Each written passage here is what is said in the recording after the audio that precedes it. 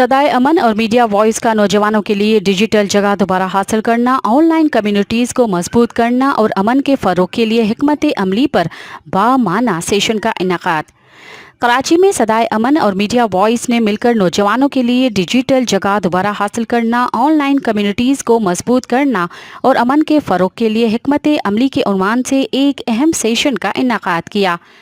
इस तकरीब में 50 से ज़ायद सोशल मीडिया एक्टिविस्ट्स, सहाफ़ियों और अमन के कारकुनों ने शिरकत की और पाकिस्तान में सोशल मीडिया कवानीन और पॉलिसियों, खुसूसन हालिया ट्विटर पाबंदी पर बातचीत की।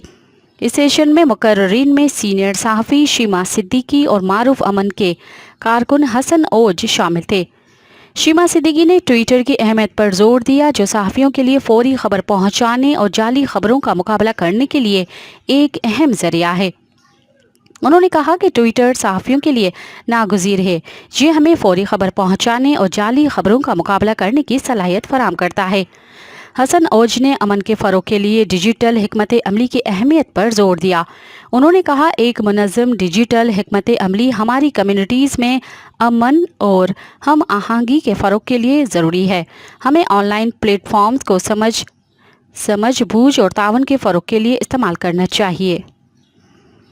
शुरा ने सोशल मीडिया कवानीन, VPN के मसाइल और राजदारी के खदशात, खुसूसन ख़वातीन के लिए भरपूर बहस में हिस्सा लिया। इस गुफ्तगू ने महफूज और ज़्यादा शामिल ऑनलाइन माहौल बनाने के अज़म को उजागर किया। तकरीब का इख्तिताम उम्मीद भरे पैगाम के साथ हुआ कि मुकालमे और तावन के ज़रिए एक ज़्यादा शामिल और हम आहंग ऑनलाइन कम्युनिटी बनाई जा सकती है। सदाए अमन और मीडिया वॉइस इन अहम मुबाहिसों को जारी रखने और एक पुरअमन डिजिटल मुस्तकबिल की जानिब काम करने के लिए पुरअज़म हैं।